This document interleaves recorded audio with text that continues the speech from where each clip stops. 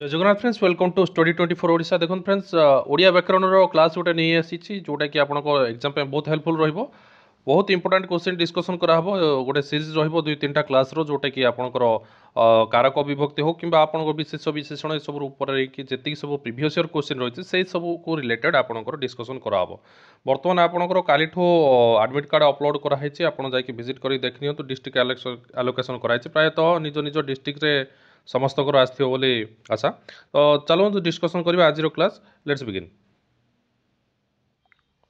So friends एमती अनेक गुड़े क्वेश्चन अच्छी प्रथम क्वेश्चन आंसर दिंतु कौन हम गाँ गाँ में टंकिकिया चाउल मिलूँ रेखांकित पदटी कि विभक्ति ओके आम अधिक डिस्कसन करा दरकार नहीं आपंकर पॉइंट टू पॉइंट डिस्कसन करवा एग्जाम पाखे रिविजन करूँ या आप रिविजन टाइप कहले चले जी प्राक्ट कर रिविजन करूँ जदि भी रिविजन किसी ଆପଣ ନୂଆ ଦେଖୁଛନ୍ତି ତାକୁ ମଧ୍ୟ ନୋଟ୍ ଡାଉନ୍ କରନ୍ତୁ ଠିକ୍ ଅଛି ଦେଖନ୍ତୁ ପ୍ରଥମ କ୍ୱେଶ୍ଚନ୍ ହେଉଛି ଆପଣଙ୍କର ଗାଁ ଗାଁରେ ଟଙ୍କିକିଆ ଚାଉଳ ମିଳୁଛି ରେଖାଙ୍କିତ ପଦଟି କି ବିଭକ୍ତି ସପ୍ତମୀ ତୃତୀୟା ଦ୍ୱିତୀୟା या फिर पंचमी राइट आंसर कह दिंतु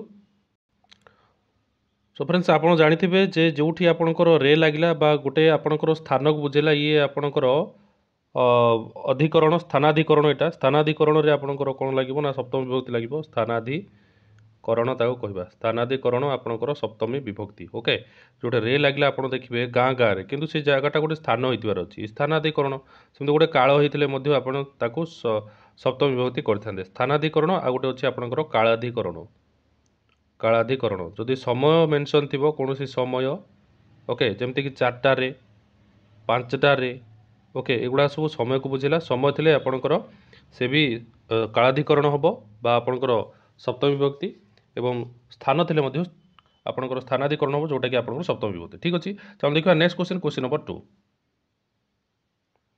सिंह पशु मानकर राजा रेखांकित पदटी केउं अर्थरे षष्ठी विभक्ति होइछि देखंतु पशु मानकर एटे र अछि ओके जो सिंह पशु मानकर राजा बोली कहिछि केउं अर्थरे आपणकर षष्ठी विभक्ति हबो एटे विभिन्न अर्थरे आपणकर षष्ठी विभक्ति होइथाय गुडाई अर्थ अछि क्वेश्चन अनुसार आपणकर आंसर करिया पड़िबो तो राइट आंसर कहि दियंतु व्याप्ति शब्द जोगे निर्धारण जोगे व्याप्ति जोगे या फिर समार्थरे तो यार राइट आंसर होछि आपणकर निर्धारण जोगे ओके 2 नंबर ख होछि राइट आंसर सिंह पशु मानकर राजा माने पशु मानको से निर्धारण कला ओके माने पशु मानकर भितरे सी कौन अच्छी ना जड़े राजा अच्छे ताने पशु मानक नहीं सी राजा तो यहाँ निर्धारण अर्थरे आपणकर पशु मानकर राजा ये कहुई ओके तापर ये पुणी आउ थे र लगी देखो र लगे सब जगह षष्ठी विभक्ति हेनी समयर गति अनिवार्य रेखांकित पदटी संबंध पदरे अच्छा किसी संबंध पदर होइछि कौन भाई समय र गति रेखांकित देखो ये समय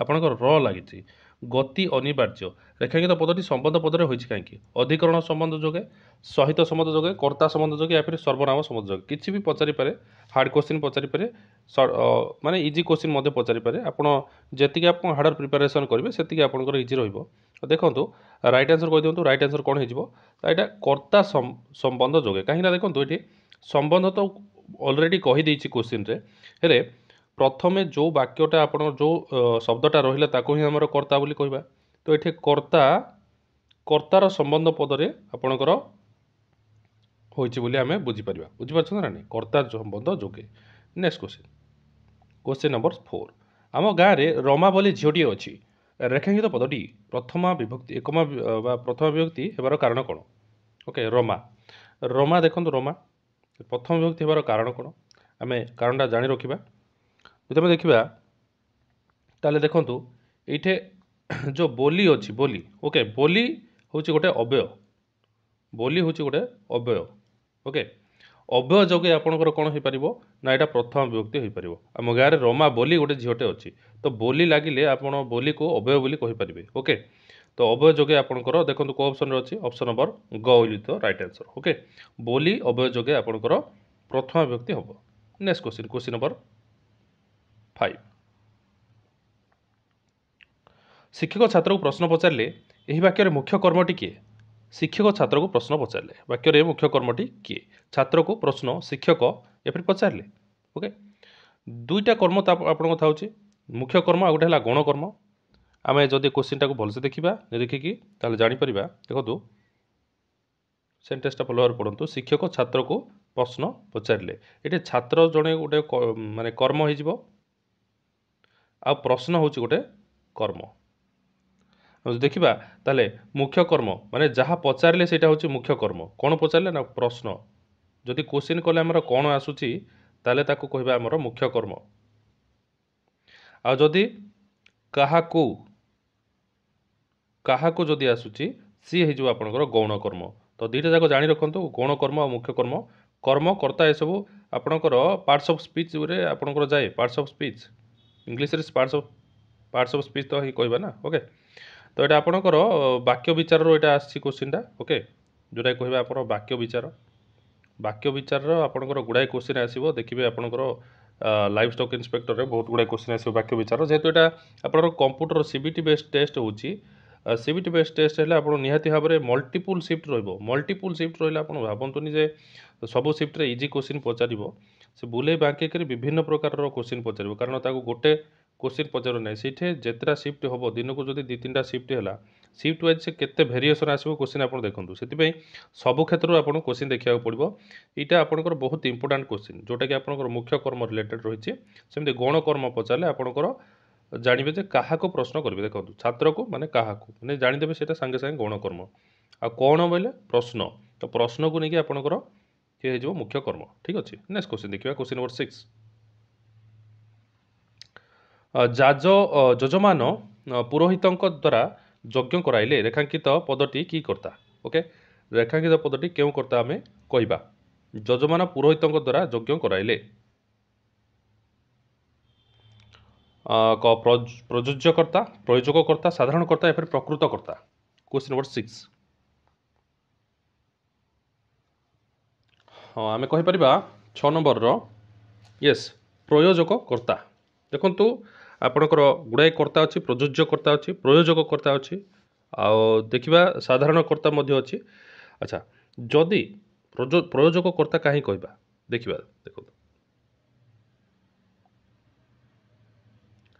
जदि आपणकर जजमान पुरोहित द्वारा कार्य करें जड़े अन्य जन द्वारा कार्य करुले आम कौन कहवा ताकू ना ये जजमान को आम सी प्रयोजन कर सी ही कामटा कराउछंती जी कामटा कराउ थाए ताकू कहा जाए प्रयोजक बा प्रायोजक। ओके तो जी कामटा कराउछि किए काम कराउछंती ना जजमान काम कराउछंती की काम ना यज्ञ कामटा कराउछंती तेणु प्रयोजककर्ता जी प्रयोजन करुछि सी है प्रयोजककर्ता जजमान होउछंती प्रयोजककर्ता किंतु एक्चुअल काम जी करुछि।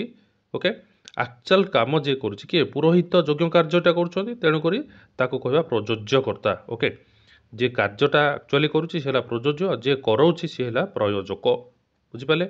नेक्स्ट क्वेश्चन देखिए क्वेश्चन नंबर 7 कर्तार क्रिया साधन। अच्छा गोटे कथा कही रखे आपंकर एग्जाम जिते निकटतर हम जमा आपंकर नर्भस होगा किसी आवश्यक ना रिलैक्स रे पढ़ंतु जितकी भी पढ़ी आपंकर खाली रिवाइज करंतु रिविजन होची एग्जाम समर मूल मंत्र बिना रिविजन रे आपन जिते पाठ पढ़िले भी रिविजन जदि करें ताहले आपको पचर पश्चाताप रही पाठटा पढ़ी किंतु कला बेलू से बोगस हो जाए कला बेलू कौन हो जाए ना माइंड रू स्किप हो जाए अलग ऑप्शन क्लिक हो जाए तेणुक आप प्रथम थर पर O-SSC जेहेतु सीबीटी मोड करें आप थे थे विभिन्न आप्लिकेसन आपणकर किसीटा मक टेस्ट दे दिंतु 3-4टा मक टेस्ट देदेले आपणकर प्रैक्टिस हो देन आपणकर जी भी पढ़ी sufficient that's enough for life stock inspector बोली भावी नियंतु रिविजन डेली करंतु। ठीक अच्छे देखिए क्वेश्चन नंबर 7 कर्तार क्रिया साधन में जहाँ अभिलषित ताकू क्यों कारक कह जाए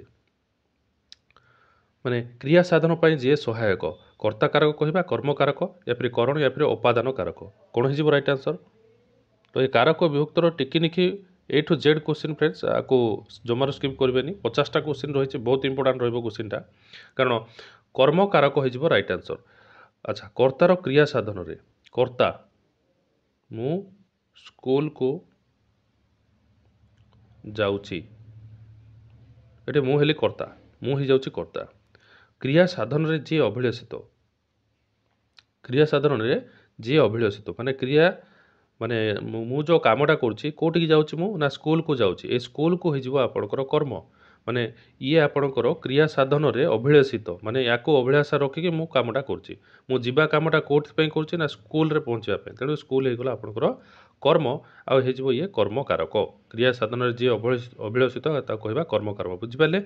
नेक्स्ट क्वेश्चन देखिए क्वेश्चन नंबर 8 जहाँ साहाय्य क्रिया साधित हुए ताहा क्यों कारक हुए जहाँ साहाय्य आप क्रियाटा करेंगे तो निहाती भाव में आपणकर कर्ता आपणकर कर्ता हम ना कर्म हम ना करण हम ना अधिकरण हम कौन हो राइट आंसर जहाँ साहाय्य जनकर साहाय्य नहीं कि निजे काम कले निजे काम कले हो सी कर्ता कारक कहार साहाय्य जदि नेबे मन रखु कहार साहाय्य जदि नेबे सी हो करण कारक ओके जमीक आप कहीपर मु बाइक रे बा मोटरसाइकेल रे स्कूल को गली तो ये आप कार्य साधन करने कहार साहाय्य नहीं ना मोटरसाइकेल तो ये मोटरसाइकेल तले आम जब अंडरलाइन करवा सी हो आपंकर करण कारक तेणुक जहाँ साहाय्य क्रियाटी साधित हुए ताको आम कह करण कारक ठीक अच्छे। नेक्स्ट क्वेश्चन नंबर 9 जहाँ को कौन से वस्तु सम्यक रूपे दान कराए ताको अच्छा ये तो बहुत इजी क्वेश्चन संप्रदान कारक जो आपंकर सम्यक रूपे मैंने पूरा दान करदे समय रूपे अर्थ कौन ना पूरा पूरी दान करदे फेरिकी आणवेनि कह संप्रदान कारक कि मुझे जब आपको कहबी तो यार राइट आंसर हो ऑप्शन नंबर ग कि आपड़ जदि कहबी मु धोबा को लुगा देली ये दान तो है किंतु ये दानटा संपूर्ण नुहे कारण से लुगा जितेबाला आप धोबा को देले धोवाई सी आपन को फेरिकी आउ थे देदेव तेणुक यहाँ आपंकर संप्रदान कारक यहाँ टी पॉइंट आउट कर बहुत इंपोर्टाट पॉइंटा जोटा कि एग्जाम जब आसो ये संप्रदान कारक करेंगे ना ठीक अच्छे। तो नेक्स्ट देखा क्वेश्चन नंबर 10 क्रिया द्वारा गोटे वस्तु अन्य वस्तु ठारू भिन्न हेले जो भिन्न हुए सेठारे क्यों कारक हुए question number 10 yes friends that is हो आपंकर गोटे जगार अन्य जगह को आप जदि गोटे जगार अन्य जगह भिन्न कले कहवा अपदान कारक आदि जनक ठार अन्य जन को दौरान दान कले संप्रदान किंतु जदि भिन्न होची भिन्न हेले हो उपादान कारक ओके मनकर मु कहबी गचरू फल पड़ुची तो ये गचरू कौन भिन्न होगला फलटा भिन्न होगला तेणुक ये अर्थ में आम कहीपर उपादान कारक जोठे पड़ुची खसुची एमती वार्ड लगी आप जानदे सी हूँ उपादान कारक ठीक अच्छे। नेक्स्ट क्वेश्चन नंबर 11 बालके मोर बोल कर ओके बालके मोर बोल कर रेखांकित पदटी क्यों कारक क्वेश्चन नंबर 11 तो राइट आंसर होची कर्ता कारक कहीं प्रथम ही कर्तार ही आपणकर अंडरलाइन कराई प्रथम कर्तार जदि अंडरलाइन कराई जानवे ये कर्ता कारक अन्य किसी उद्देश्य ना ये। नेक्स्ट क्वेश्चन देखा क्वेश्चन नंबर 12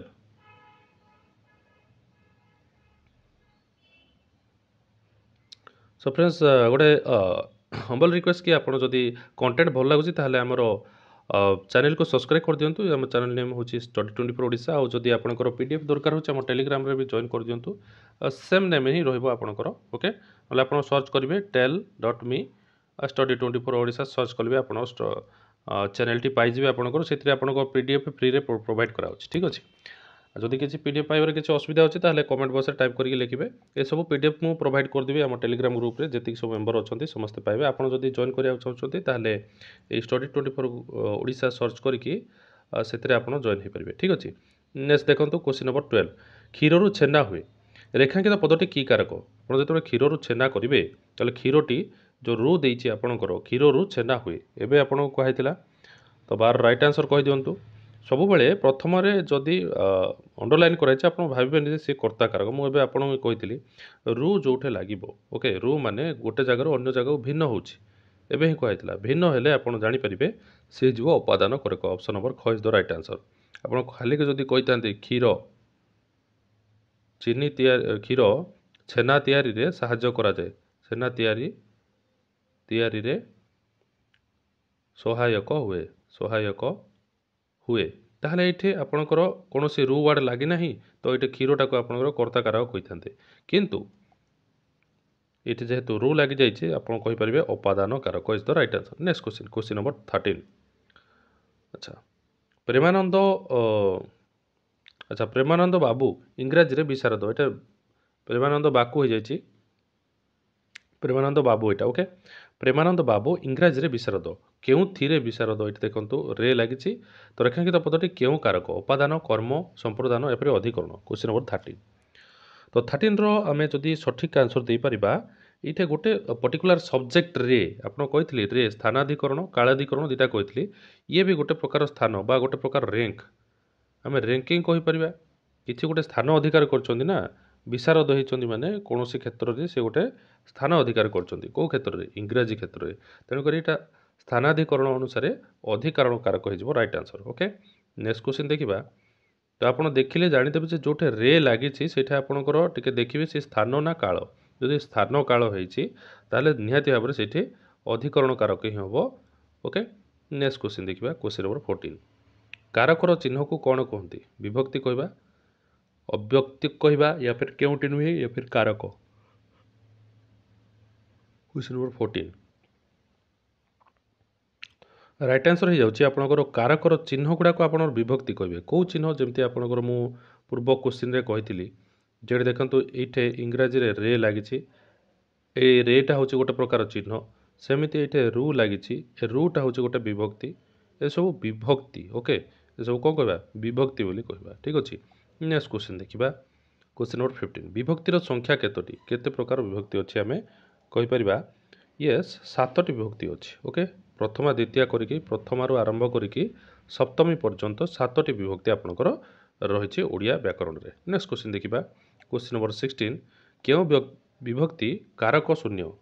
କେଉଁଠି ଆପଣଙ୍କର କାରକ ହିଁ ନାହିଁ, କାରକ ଆପଣଙ୍କର ନାହିଁ ସେଥିରେ। ଓକେ, ତ ଆମେ ନିହାତି ଭାବରେ କହିପାରିବା 16 ନମ୍ବର ରାଇଟ୍ ଆନ୍ସର୍ ହେଉଛି ଅପସନ୍ ନମ୍ବର ଘ, ଯେଉଁଟାକି ଆପଣଙ୍କର ଷଷ୍ଠୀ ବିଭକ୍ତି। ଓକେ, ଷଷ୍ଠୀ ବିଭକ୍ତିରେ ଆପଣଙ୍କର କୌଣସି କାରକ ନାହିଁ। ମନେ ରଖନ୍ତୁ, ଷଷ୍ଠୀ ବିଭକ୍ତି ହେଉଛି ଆପଣଙ୍କର କାରକ ଶୂନ୍ୟ। ମାନେ ସେଠି ଆପଣଙ୍କର ବିଭକ୍ତି ଚିହ୍ନ ଥିଲେ ବି ଆପଣଙ୍କର କାରକ, ତାକୁ କୌଣସି କାରକ ଆମେ କହିପାରିବାନି। ଯେମିତି ଆପଣଙ୍କର ଅଛି କର୍ତ୍ତା, କର୍ମ, ସରି ଫର୍ ଇନକନଭିନିଏନ୍ସ,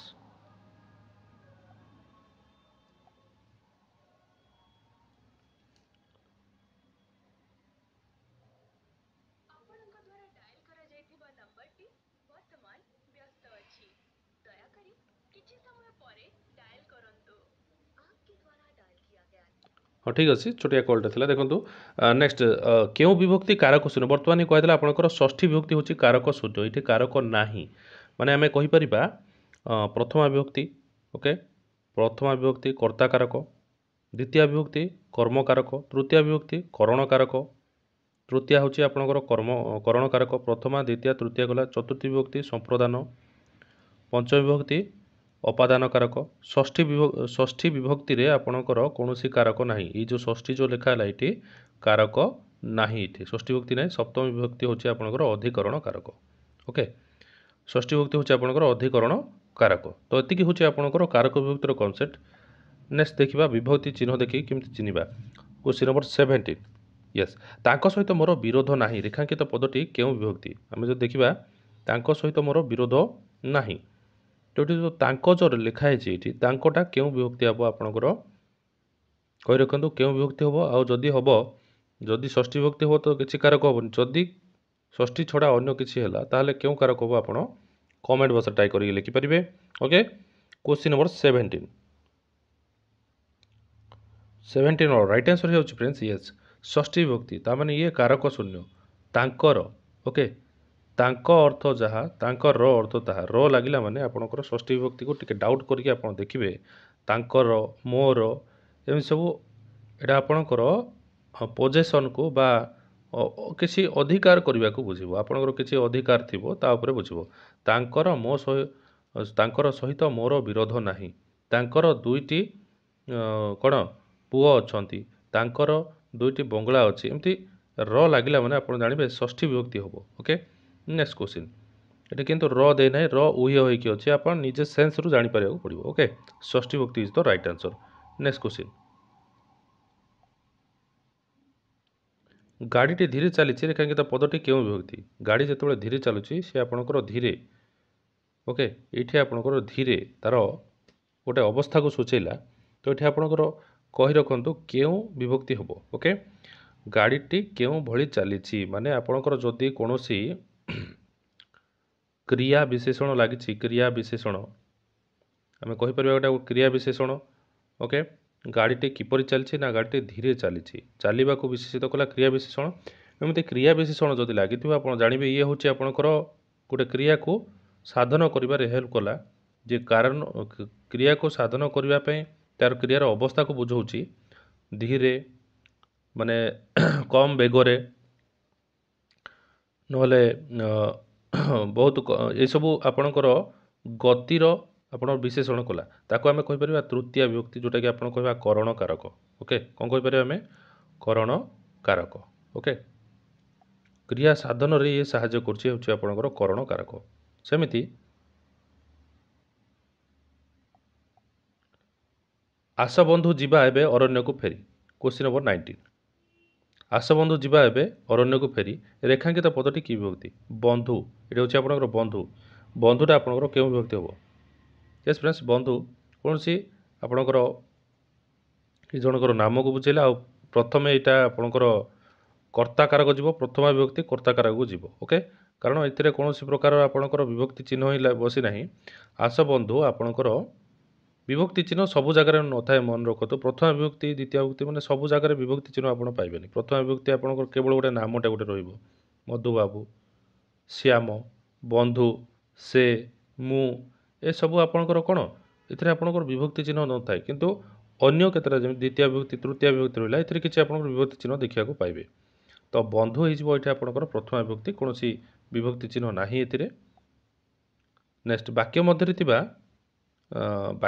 ଥିବା କ୍ରିୟାପଦ ସହିତ ଅନ୍ୟ ପଦମାନଙ୍କର ଯେଉଁ ସମ୍ବନ୍ଧ ଥାଏ ତାକୁ କ'ଣ କୁହାଯାଏ କ୍ୱେଶ୍ଚିନ୍ ନମ୍ବର 20 ଏ କ୍ୱେଶ୍ଚିନ୍ଟା ଆପଣଙ୍କର ଅନେକ ଗୁଡ଼ିଏ ଏକ୍ଜାମ୍ରେ ମଧ୍ୟ ଆସିସାରିଛି ଆଉ ଏକ୍ଜାମ୍ ପଏଣ୍ଟ ଅଫ୍ ଭ୍ୟୁରୁ ବହୁତ ଇମ୍ପୋର୍ଟାଣ୍ଟ ମଧ୍ୟ ରହିବ କହି ରଖନ୍ତୁ ରାଇଟ୍ ଆନ୍ସର୍ ୟେସ୍ ତାକୁ ଆମେ କହିବା ବାକ୍ୟ ମଧ୍ୟରେ ଥିବା କ୍ରିୟାପଦ ସହିତ ଅନ୍ୟ ପଦମାନର ସମ୍ବନ୍ଧକୁ ଆମେ କାରକ ବୋଲି କହିବା ଓକେ କ'ଣ କହିବା କ୍ରିୟାପଦ ସହିତ ଅନ୍ୟ ପଦର ସମ୍ବନ୍ଧ ତାକୁ ଆମେ କାରକ କହିବା କାରକ ଗୁଡ଼ାଏ କେତେ ପ୍ରକାରର ଆପଣଙ୍କର କହିପାରିବେ ଆପଣଙ୍କର 6 ପ୍ରକାରର କାରକ କର୍ତ୍ତା କର୍ମ କରଣ ଓକେ ତାପରେ ଆପଣଙ୍କର ସମ୍ପ୍ରଦାନ ଅପାଦାନ ଦେନ୍ ଆପଣଙ୍କର ଅଧିକରଣ ଷଷ୍ଠୀ ବିଭକ୍ତିରେ ଆପଣଙ୍କର କୌଣସି କାରକ ନାହିଁ କୁହାଯାଇଥିଲା ଓକେ ତ ନେକ୍ସଟ କ୍ୱେଶ୍ଚିନ୍ ଦେଖିବା ଯେ କ୍ରିୟା ସାଧନ କରାଏ କିମ୍ବା ଯାହା ସମ୍ବନ୍ଧରେ କୌଣସି କ୍ରିୟା କୁହାଯାଏ ତାହାକୁ କି କାରକ କୁହାଯାଏ ଯେ କ୍ରିୟାଟା ସମ୍ପାଦନ କରିବ okay question number 21 show friends ଏହାର ରାଇଟ୍ ଆନ୍ସର୍ ହେଇଯାଉଛି ୟେସ୍ ଅପସନ୍ ନମ୍ବର ଏ ଯେଉଁଥିରେ ଯେ ଆପଣଙ୍କର କର୍ତ୍ତା କାରକ ହେଇପାରିବ କର୍ତ୍ତା କାରକ କ୍ରିୟା ସମ୍ପାଦନ କରେ କିମ୍ବା କ୍ରିୟାଟା କରାଏ କିମ୍ବା ଯାହା ସମ୍ବନ୍ଧରେ କୌଣସି କ୍ରିୟା କୁହାଯାଏ ଏସବୁ ଆପଣଙ୍କର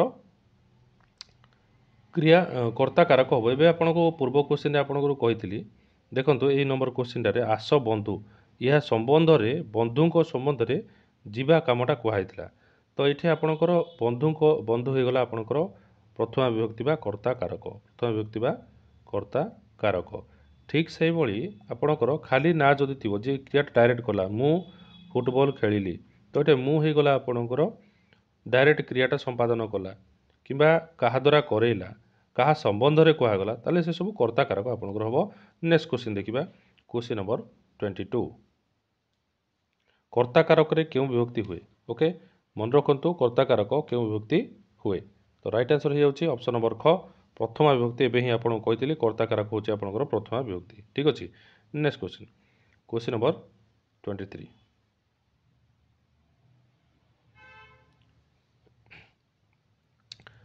ଯେଉଁ କର୍ତ୍ତା ନିଜେ କ୍ରିୟା ସମ୍ପାଦନ ନ କରି ଅନ୍ୟ ଦ୍ୱାରା କରାଏ ତାହାକୁ କି କର୍ତ୍ତା କୁହାଯାଏ ନିଜେ କ୍ରିୟା କଲାନି ଅନ୍ୟ ଦ୍ୱାରା କରାଇଲା ଆପଣଙ୍କୁ ତ ଏବେ କୁହାଯାଇଥିଲା ପ୍ରୟୋଜକ କର୍ତ୍ତା ବୋଲି କୁହାଯାଇଥିଲା ଓକେ ହେଲା ସେ ପୂଜାରୀଙ୍କ ଦ୍ୱାରା ଯଜ୍ଞ କରାଇଲେ ଓକେ ସେ ତ ପୂଜା କରାଇଲେ କିନ୍ତୁ ସେ ନିଜେ କରିନାହାନ୍ତି କାହା ଦ୍ୱାରା କଲେ ପୂଜାରୀଙ୍କ ଦ୍ୱାରା କରାଇଲେ ତ ଏଠି ତେଣୁକରି ସେଇଟା ହେଇଯିବ ଆପଣଙ୍କର ପ୍ରୟୋଜକ କର୍ତ୍ତା ଏଭଳିଆ କ୍ୱେଶ୍ଚିନ୍ ଆପଣଙ୍କର ଡିସ୍କସନ୍ କରାଯାଇଥିଲା ଓକେ ପ୍ରଥମରୁ ହିଁ ଥିଲା ଏଭଳି ଓକେ ତ 23ର ରାଇଟ୍ ଆନ୍ସର୍ ହେଇଯାଉଛି ପ୍ରୟୋଜକ କର୍ତ୍ତା ଦେନ୍ ପୂଜାରୀ ଯଦି କହିଥାନ୍ତେ ପୂଜାରୀ ହେଇଯିବ ପ୍ରଯୋଜ୍ୟ କର୍ତ୍ତା ଓକେ ପୂଜାରୀ ହେଇଯିବ ପ୍ରଯୋଜ୍ୟ କର୍ତ୍ତା ନେକ୍ସଟ କ୍ୱେଶ୍ଚିନ୍ ନମ୍ବର 24 କାରକର ପରିକଳ୍ପନା କାରକର ପରିକଳ୍ପନା କାହାକୁ ଆଧାର କରି କରାଯାଇଛି ବିଭକ୍ତିକୁ ବିଭକ୍ତିର ଚିହ୍ନକୁ କିମ୍ବା ଅନ୍ୟ ପଦ ସହିତ ସମ୍ବନ୍ଧର ଆଧାରକୁ ଏପରି କାରକ ନାମକୁ ଆଧାର କରି, ଏ ସବୁ ଯାକ କନଫ୍ୟୁଜିଂ ପ୍ରଶ୍ନ। ରାଇଟ୍ ଆନ୍ସର ଯଦି ଆମେ କହିବା ଅନ୍ୟ ପଦ ସହିତ, ଆମେ ଏବେ କାରକର ଡେଫିନେସନ୍ କହିଲେ, ତ କାରକ ଯଦି କହିଛି, କାରକର ଡେଫିନେସନ୍ କ'ଣ କହିଲା? କାରକର ଡେଫିନେସନ୍ କହିଲା ଯେ ସିଏ ଅନ୍ୟ ପଦମାନଙ୍କ ସହିତ ସମ୍ବନ୍ଧକୁ ଆଧାର କରିକି, ଓକେ। ଏବେ ହିଁ ଆପଣଙ୍କୁ କୁହାଯାଇଥିଲା ବାକ୍ୟ ମଧ୍ୟରେ କ୍ରିୟାପଦ ସହିତ ସମ୍ବନ୍ଧ ଥିବା ପଦ ଗୁଡ଼ାକୁ ଆମେ କ'ଣ କହିବା? କାରକ ବୋଲି କହିବା ବୋଲି କହିଥିଲି ନା ନାହିଁ? ତ ସେଥିପାଇଁ ଆମର ଡେଫିନେସନ୍ ଅନୁସାରେ ଅନ୍ୟ ପଦ ସହିତ ସମ୍ବନ୍ଧକୁ ଆଧାର କରି ହୋଇଥାଏ। ତ ଇଏ ହେଇଯିବ ରାଇଟ୍ ଆନ୍ସର ଅପସନ୍ ନମ୍ବର ଗ। ନେକ୍ସଟ କ୍ୱେଶ୍ଚିନ୍, କ୍ୱେଶ୍ଚିନ୍ ନମ୍ବର 24 କର୍ତ୍ତା ସାହା ଦ୍ୱାରା କ୍ରିୟା ସମ୍ପାଦନ କରାଏ ତାକୁ କି କର୍ତ୍ତା କୁହାଯାଏ? ଏବେ ବାରମ୍ବାର ସେମ୍ କ୍ୱେଶ୍ଚିନ୍ ରିପିଟ୍ ହେଉଛି, ଓକେ। ତ ଯାହା ଦ୍ୱାରା କରାଏ, କର୍ତ୍ତା ନିଜେ ହେଇଥିଲେ ତାକୁ କୁହାଯାଏ ପ୍ରୟୋଜକ, କିନ୍ତୁ ଯାହା ଦ୍ୱାରା କରାଇବ ସେ ଆପଣଙ୍କର ଏବେ ହିଁ ଡିସ୍କସନ୍ କରିଥିଲି, ଯେଉଁଟାକି ପ୍ରଯୋଜ୍ୟ ବୋଲି କହିଲେ। ଯେମିତି ପୂଜାରୀ ହେଲା, ସେ ପୂଜାରୀ ଦ୍ୱାରା ଯଜ୍ଞ କରାଇଲେ, ତ ପୂଜାରୀ ଦ୍ୱାରା ଯଜ୍ଞ କରାଇଲେ, ଯିଏ ଆକ୍ଚୁଆଲି କାମଟା କରୁଛି ସିଏ ଯିବ ପ୍ରଯୋଜ୍ୟ। ଏଇଟା ହିଁ ତ ପଚାରିଛି। କର୍ତ୍ତା ଯାହା ଦ୍ୱାରା କ୍ରିୟା ସମ୍ପାଦନ କଲେ, ଯାହା ଦ୍ୱାରାକୁ ଆମେ ପ୍ରଯୋଜ୍ୟ କର୍ତ୍ତା କହିବା, ଆଉ କର୍ତ୍ତାକୁ ଆମେ କ'ଣ କହିବା? ପ୍ରୟୋଜକ କର୍ତ୍ତା ବୋଲି କହିବା। ଠିକ୍ ଅଛି। ନେକ୍ସଟ କ୍ୱେଶ୍ଚିନ୍, ତ ରାଇଟ୍ ଆନ୍ସର ହେଇଯିବ ଅପସନ୍ ନମ୍ବର କ। ନେକ୍ସଟ 26 ନମ୍ବର, କାରକ କେତେ ପ୍ରକାରର? ୟେସ୍, ଆପଣଙ୍କର ବିଭକ୍ତି ହେଉଛି 7 ପ୍ରକାରର। ଏବେ କ୍ୱେଶ୍ଚିନ୍ ପଚାରିଥିଲା ବିଭକ୍ତି କେତେ ପ୍ରକାର? 7 ପ୍ରକାର। ଆଉ କାରକ କହିଲେ ଆପଣଙ୍କର 6 ପ୍ରକାରର, ଓକେ। କାରଣ ସେଇଠି ଆପଣଙ୍କର ଷଷ୍ଠୀ ବିଭକ୍ତିଟା ଆପଣଙ୍କର କାରକରେ ଯାଉନି। ଠିକ୍ ଅଛି। ନେକ୍ସଟ କ୍ୱେଶ୍ଚିନ୍ ଦେଖିବା, କ୍ୱେଶ୍ଚିନ୍ ନମ୍ବର 27।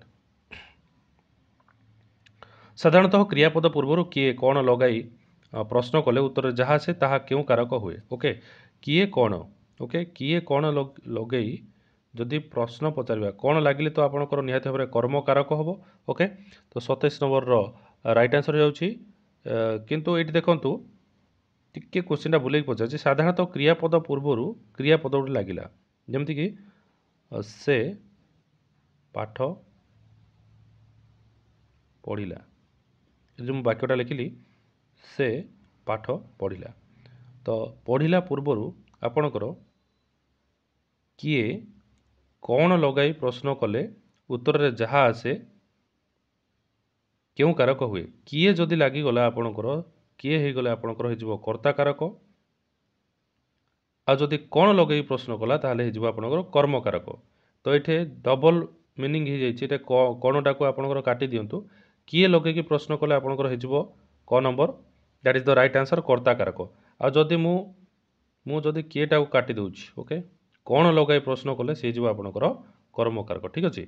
ତ ଏତିକି ହେଉଛି ଆପଣଙ୍କର ଫଣ୍ଡା, କିଏ ଲାଗିଲେ କର୍ତ୍ତା କାରକ, କ'ଣ ଲାଗିଲେ କର୍ମ କାରକ। ଏଠି ଦୁଇଟା ଯାକ ଯେହେତୁ ଦେଇଦେଇଛି, ଟିକେ ପ୍ରିଣ୍ଟିଂ ମିଷ୍ଟେକ୍ ହେଇଯାଇଛି, ଓକେ। ଆପଣ ଧରି ନିଅନ୍ତୁ ଆପଣଙ୍କର କ'ଣ ଦେଇନାହିଁ, ତାହେଲେ ଏଇ ହେଇଯିବ କର୍ତ୍ତା କାରକ। Next question, question number 28। Vivekananda ଆମେରିକାର ଓଜସ୍ୱିନୀ ଭାଷଣ ଦେଇଥିଲେ, ରେଖାଙ୍କିତ ପଦଟି କେଉଁ କାରକ ଅଟେ? ବିବେକାନନ୍ଦ, ଆଚ୍ଛା, ବିବେକାନନ୍ଦ ନିଜେ କାମଟା କରୁଛନ୍ତି, ନିଜେ ଯଦି କାମଟା କରୁଛନ୍ତି ତାହେଲେ ସେଇଠି ହିଁ ଆପଣଙ୍କର ଅଣ୍ଡରଲାଇନ୍ ହେଇଛି, ଆଉ ସିଏ ହେଇଯିବ ଆପଣଙ୍କର କର୍ତ୍ତା କାରକ, କାରଣ ନିଜେ ଯିଏ କାମଟା କରେ ସେ ହେଇଯିବ କର୍ତ୍ତା କାରକ। ଯେଉଁ ବର୍ଣ୍ଣ ବା ବର୍ଣ୍ଣ ସମଷ୍ଟି ଦ୍ୱାରା ସଂଖ୍ୟା କାରକ ସୂଚିତ ହୁଏ ତାକୁ କ'ଣ କୁହାଯାଏ? ବର୍ଣ୍ଣମାନଙ୍କର ସମଷ୍ଟି ଦ୍ୱାରା ଗୋଟେ ସଂଖ୍ୟା ସୂଚିତ ହେବ, ତାହାକୁ ଆମେ କ'ଣ କହିବା? ଓକେ, ସଂଖ୍ୟା ଯଦି ସୂଚିତ ହେବ, ଆପଣ ତ ଜାଣିଛନ୍ତି ସଂଖ୍ୟା ଗୁଡ଼ାକ ଆପଣଙ୍କର ପ୍ରଥମା, ଦ୍ୱିତୀୟା, ଏସବୁ ବିଭକ୍ତି, ଏସବୁ ଆପଣଙ୍କର ବିଭକ୍ତି। ତ ସଂଖ୍ୟା ଅଛି ମାନେ ଆପଣଙ୍କର ବିଭକ୍ତି କରିବେ, କାରକ କେବେ ହେବନି। କାରକରେ ସଂଖ୍ୟା ନଥାଏ, କାରକରେ ନାଁ ଗୁଡ଼ାକ ଥାଏ, କର୍ତ୍ତା, କର୍ମ, କରଣ, କିନ୍ତୁ ନାମ ଥାଏ, କିନ୍ତୁ ବିଭକ୍ତିରେ ଆପଣଙ୍କର ସଂଖ୍ୟା ସୂଚିତ ହୁଏ। ବହୁତ ଇମ୍ପୋର୍ଟାଣ୍ଟ କ୍ୱେଶ୍ଚିନ୍ ରହିଯାଉଛି। 30 ନମ୍ବର କ୍ୱେଶ୍ଚିନ୍, ବାକ୍ୟ ମଧ୍ୟରେ କ୍ରିୟାପଦ ସହିତ ସମ୍ପର୍କ ନଥାଇ ଯେଉଁ ପଦର ଅନ୍ୟ ବିଶେଷ୍ୟ ପଦ ସହିତ ସମ୍ପର୍କ ଥାଏ ତାହାକୁ କ'ଣ କୁହାଯାଏ? ବହୁତ ଇମ୍ପୋର୍ଟାଣ୍ଟ କ୍ୱେଶ୍ଚିନ୍ ରହିବ। Question number 30। Yes friends, the right answer is option number କ, ଦ୍ୟାଟ୍ ଇଜ୍ ସମ୍ବନ୍ଧ ପଦ ତାକୁ କହିବା। କ୍ରିୟାପଦ ସହିତ ସମ୍ପର୍କ ନଥିବ କିନ୍ତୁ ଅନ୍ୟ ବିଶେଷ୍ୟ ପଦ ସହିତ ତାକୁ ସମ୍ପର୍କ ଥିଲେ ତାକୁ କହିବା ସମ୍ବନ୍ଧ ପଦ, ଓକେ। ଆଉ କ୍ରିୟାପଦ ସହିତ ସମ୍ପର୍କ ଥିଲେ ତାକୁ କହିବା କାରକ ପଦ, ଓକେ, କାରକ ବୋଲି କୁହାଯାଇଥିଲା। ନେକ୍ସଟ କ୍ୱେଶ୍ଚିନ୍, ନିଜ ଦୋଷରୁ ପ୍ରାଣୀ କଷ୍ଟ ପାଏ, ଏଠାରେ କେଉଁ କାରଣରୁ ପଞ୍ଚମ ବିଭକ୍ତି ହୋଇଛି? ତାହେଲେ ଏଠି ଆପଣଙ୍କର 31 ନମ୍ବରର ରାଇଟ୍ ଆନ୍ସର ହେଇଯାଉଛି ୟେସ୍, ହେତୁ ଅର୍ଥରୁ। ଏଠି ଦେଖନ୍ତୁ ରୁ ଲାଗିଛି ବୋଲି ଆପଣଙ୍କର ଭିନ୍ନ ଅର୍ଥ, ମାନେ ବିଚ୍ଛିନ୍ନ ହେଉଛି ବୋଲି ଭାବିବେନି। ଏଇଟା କୁହାଯାଇଛି କୌଣସି କାରଣରୁ ଅନ୍ୟ ଜିନିଷ ଅଲଗା ହେଇଗଲା, ନାହିଁ, ନିଜ ଦୋଷରୁ ପ୍ରାଣୀ କଷ୍ଟ ପାଏ, ଏଇଟା ଗୋଟେ ଲାଭ କରିଛି, ଏଇ କାରଣ ହେତୁ ଏଇ ଜିନିଷଟା ତାକୁ ରେଜଲ୍ଟ ମିଳିଛି, ତ ଏଠୁ ହେତୁ ଅର୍ଥରେ ଆପଣଙ୍କର ହେଇଯିବ। ଗୋଟେ କାରଣ ପାଇଁ ଅନ୍ୟ କାରଣ ଯଦି ଘଟିବ ତାହାକୁ ଆମେ ହେତୁ ଅର୍ଥ ବୋଲି କହିବା, ଓକେ। ନିଜ ଦୋଷରୁ से कौन कहला कष्ट पाइला गोटे से परिश्रम करथिला दोष करथिला तेणुकरी से दोष अनुसार से कष्टटा पाइला तो हेतु अर्थरे बा कारण अर्थरे। नेक्स्ट क्वेश्चन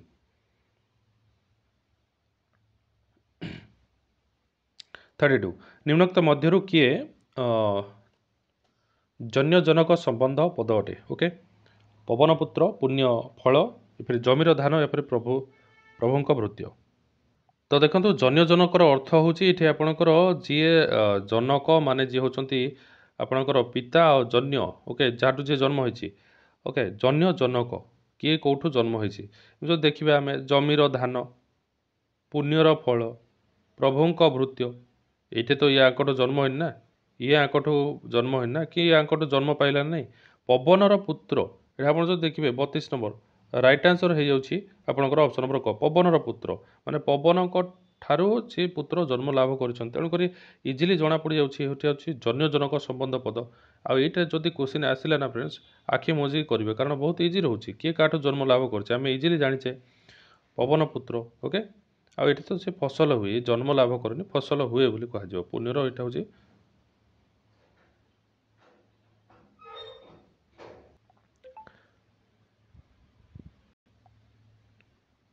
यस निम्नोक्त मध्य किए जन्यजनक यहाँ तो आप डिस्कसन कराला पुण्यर फल तो हाँ एवं ही कहला आप पवनर पुत्र ओके पवनकर पुत्र को ए पवन पुत्र माने जन्यजनक जनक ठारू आ जन जन्म होती पवन ठारू आपणकर किए जन्म ग्रहण करते आपणकर से कहीपर आम बजरंग बाली बा हनुमान जन्म ग्रहण करते पवनर पुत्र जन्यजनकर संपर्क रहा किंतु अन्यत्र सेमती जन्यजनकर संपर्क ही ना ओके नेक्स्ट देखा क्वेश्चन नंबर 33 वाक्य मध्य क्रियापद सहित अन्य पद मानकर जो संबंध थाए ताको कौन कहते क्वेश्चन नंबर 33 विभक्ति कर्ता कारक या फिर संबंध कौन कह राइट आंसर क्वेश्चन नंबर 33 जल्दी राइट आंसर दे दिंतु यस फ्रेंड्स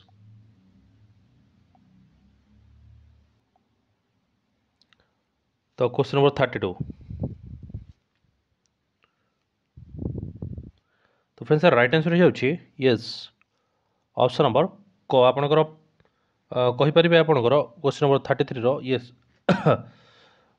क्वेश्चन नंबर 33 बाकी मध्य क्रियापद सहित अन्य पद मान संबंध थाए ताको आमे कौन कहबा ना ताको कारक कहबा एबे ही आपण डिस्कशन कराइथिला क्रियापद मान सहित संबंध थिले ताको कारक कहा जाए ओके तापरे आपणकर चिन्ह चिन्ह कथा जदि कहबे चिन्ह केवल आपणकर विभक्तिर थाए ओके आउ कोन संख्यावाचक एबे ही डिस्कशन कराइथिला संख्यावाचक के रहइबो कारक रहइबोनी संख्यावाचक विभक्ति को संख्यावाचक कहबा प्रथमा द्वितीय एगुडा सब संख्यावाचक ठीक अछि नेक्स्ट क्वेश्चन देखिबा क्वेश्चन नंबर 34 केत गोटी कारकर परिकल्पना करा जायछि ओके 6 गोटी एबे ही आपण डिस्कशन कराइथिला 6टी कारक आ षष्ठी विभक्ति रे आपणकर कोनोसी कारक नाही तेणु करी षष्ठी विभक्ति बाद देले आपणकर टोटली 6टा कारक किंतु आपण जदि विभक्ति कहिबे विभक्ति कहले आपणकर 7टी को बुझेबो ओके ठीक अछि नेक्स्ट क्वेश्चन देखिबा क्वेश्चन नंबर 35 जो क्रिया जे क्रिया संपादन करे ताको कोन कहआ जाय जे कार्यटा करे ता माने डायरेक्ट क्वेश्चन पचरा है बहुत इंपोर्टेंट क्वेश्चन ताको आमर कर्ता बोली कहि परिबा बा कर्तृकारक भी कहि परिबा कर्ताकारक बा कर्तृकारक कहि परिबा जे कामटा करूची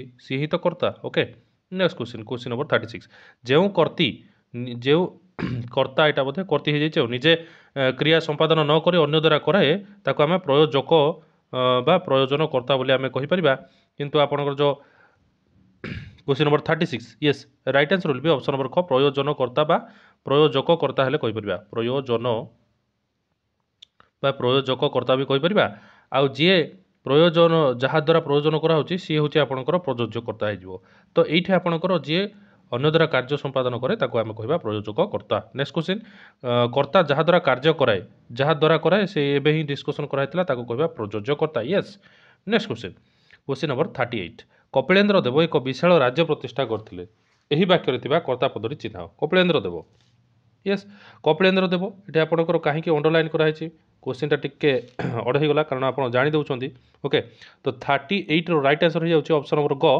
कपिलेन्द्र देव ही हम ना अंडरलाइन कराई तो कर्ता पदटी चिन्ह जो कही ये अंडरलाइन कर भूल कर देछि अंडरलाइन करवा कथा नुहे ये आपंकर कर्ता पद कपिलेन्द्र देव ओके अंडरलाइन करदे हेतु आप जानीदे ओके ठीक अच्छे नेक्स्ट क्वेश्चन देखा क्वेश्चन नंबर 39 कर्तार क्रिया साधन में जहाँ अभिलषित ताको एबे ही आप डिस्कसन कराइला कर्तार क्रिया साधन में जहाँ अभिलषित क्रिया साधन किए अभिलषित क्या नहीं आप क्रिया साधन करेंगे yes right answer will B option number कर्म आप डिस्कसन कराइला कर्तार क्रिया साधन बा कर्ता जहाँ को लेकिन क्रिया करुच्ची ताकू तो आम कर्म ही कहबा ना ताकू ही अभिलषिता बोली कहबा।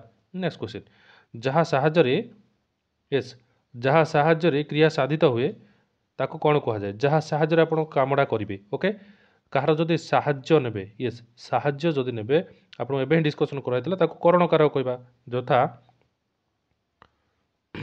केउट केउट जालरे माछ धरुची बा धरे तो जो धरिबा कामटा जालरे संपादन करा कहार साहाय्य गोटे जदि नेबे से जालरे हो आपणकर करण कारक ठीक अच्छे बा आमर कुंभार माटी कौन पात्र गढ़े तो माटी हो आपणकर ओके तापर आपण कहीपर काठुरिया टांगिया हाणे तो ये टांगियाटा हो आपणकर करण कारक। नेक्स्ट क्वेश्चन जहाँ को कौन सी वस्तु सम्यक रूपे दान करा जाए। अच्छा जितेबाला आपने दान करदेबा से दान अर्थ में आपंकर तो संप्रदान कारक हम जोटा कि आपंकर चतुर्थी विभक्ति आउ अपादान कारक हो पंचम विभक्ति जदि विच्छिन्न हो छिन्न हो अलग हो कहवा पंचम विभक्ति ठीक अच्छे। नेक्स्ट क्वेश्चन क्वेश्चन नंबर 42 संप्रदान कारकर क्यों विभक्त हुए एवं ही आपको डिस्कसन कराइला संप्रदान कारक आपंकर चतुर्थी विभक्ति हम बहुत सहज क्वेश्चन ठीक अच्छे। नेक्स्ट क्वेश्चन देखा क्वेश्चन नंबर 43 करण कारक क्यों विभक्ति हुए। यस आपणकर आम कहीपर कर्तरी प्रथमा बा कर्तारे आपणकर प्रथमा विभक्ति हम तापर कर्म आपणकर द्वितीय विभक्ति हम तापर आपणकर करण रे आपणकर सर्वदा तृतीय विभक्ति होची तो ये तृतीय विभक्ति will be the right answer. Next question देखा क्वेश्चन नंबर 44 कर्म कारक क्यों विभक्ति हुए एवं ही आप डिस्कसन कराइला ये देखो कर्म कारक होची आपणकर द्वितीय विभक्ति तो द्वितीय विभक्ति ऑप्शन नंबर ग will be the right answer.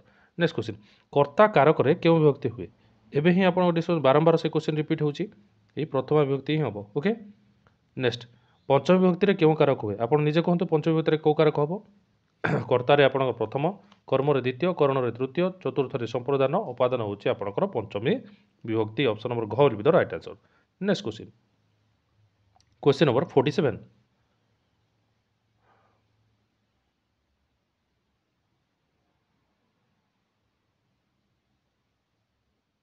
Yes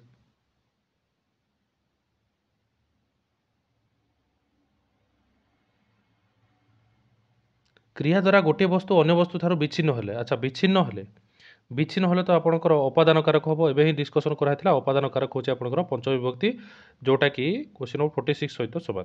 next question question number 48 अधिकरण केते भाग विभक्त अधिकरण आपंकर केते भाग विभक्त कहि रखंतु। यस अधिकरण होची आपंकर जमीक आप डिस्कसन करते स्थानाधिकरण कालाधिकरण सेमती आपंकर गोटे स्थान अधिकरण गोटे अच्छी स्थानाधिकरण तीन भाग विभक्त स्थानाधिकरण कालाधिकरण आ गोटे तो जो रहा आपंकर जमीक ऑर्डर ओके स्थान सी गोटे अलग प्रकार स्थान अधिकार करवा प्रथम हो प्रथम स्थान अधिकार करवा द्वितीय स्थान अधिकार करवा यही प्रकार स्थान आ गोटे स्थान है प्रकृत स्थान जमी गचरे बसी डाल पक्षी डाल बसी ओके सेमती आपणकर शुआटी आकाश में उड़ूची तो ये सब स्थान स्थान को बुझिला किंतु यही स्थान माने प्रथम द्वितीय तृतीय एमती तीन भाग विभक्त ओके। तो आप कहींपारे अधिकरण कारक आपणकर यस आपणकर तीन भाग विभक्त ओके। नेक्स्ट जो पद द्वारा क्रियार स्थान सूचित हुए ताको कि अधिकरण ताको कहबा हमर स्थान अधिकरण ओके। सेमिति आम डिस्कसन करुले तीन प्रकार कारक स्थानाधिकरण कालाधिकरण आ गए आप कह वैषयिक अधिकरण ओके व्यापक अधिकरण किसी ना वैषयिक अधिकरण हो जोटा विषय वस्तु उपर रिलेटेड हो जोटा कि आपंकर प्रथम द्वितीय स्थान जो कहती। नेक्स्ट क्वेश्चन जो पद द्वारा क्रिया जो समय साधित हुए बोली जना पड़े सेठारे क्यों अधिकरण कारक हुए। अच्छा समय समय हेले आपणकर ओके एवं डिस्कसन करथिला समय हेले काल काल को बुझेबो काल अधिकरण आ स्थान हेले आपणकर स्थान अधिकरण आ कौन से विषय डिस्कसन कले विषय अधिकरण हम। नेक्स्ट आधाराधिकरण गतिविधि माने ये आपणकर संस्कृत भाया क्वेश्चन रही जाइए तो 41 राइट आंसर आप कह दिखाँ गतिविधि मैंने आधाराधिकरण आपणकर केते प्रक्रिया रे अछि। Yes question number 51 the right answer will be yes तो ये हूँ आपणकर ओके। तो आपण ए दीटी homework question okay question number 51 रो होमवर्क रहा आपको 52 दुटा होमवर्क कमेंट सेक्शन में आपंकर जो मैंने कमेंट करेंगे से पीडीएफ टी फ्रीली प्रोवाइड कर दिया ओके तो सेकेंड आपंकर होमवर्क 50टी क्वेश्चन आपंप डिस्कसन कराई ये रहा आप 51 क्वेश्चन एंड 50 नंबर क्वेश्चन हूँ गचरे फूल फुटी रेखांकित पदटी आपंकर केउं अधिकरण गचरे उल्लेख है ओके कालाधिकरण हम एक वैश्विक अधिकरण वैशाधिकरण या फिर अभिव्यापक अधिकरण देखो आपंकर ए दुटा करणकार किसी ना आपंकर अधिकरण रहा कालाधिकरण वैषयिक अधिकरण भितर कौन हो राइट आंसर आप कमेंट बॉक्स में टाइप करके लिखिए ठीक अच्छे सो फ्रेंड्स ये ब्यूटीफुल सेसन ये आपंकर गोटे सुंदर सेसन और पीडीएफ आंसर दे दिखाई आपण आम वेबसाइट को आपणकर जो टेलीग्राम लिंक आपको प्रोवाइड कर दिया ओके टेलीग्राम आपंकर @study24 ओडिशा सर्च कले भी आपंकर टेलीग्राम में पाइबे ना खाली study24 ओडिशा सर्च करेंगे कौन मध्य स्पेस रखिए से आपंकर फ्रीली पीडीएफ प्रोवाइड कर दिया अल्प समय मध्य तो वीडियोटी जदि हृदय स्पर्श हो पार्टी हृदय गोटे गोटे लाइक कर दिंतु सांग सहित शेयर कर दिंतु आम चैनल को सब्सक्राइब करें ऑल नोटिफिकेशन प्रेस कर दिखाँ जहाँद्वारा सब नोटिफिकेशन आप पाखे अति सहज पहुँची पार so friends till then keep watching जय जगन्नाथ।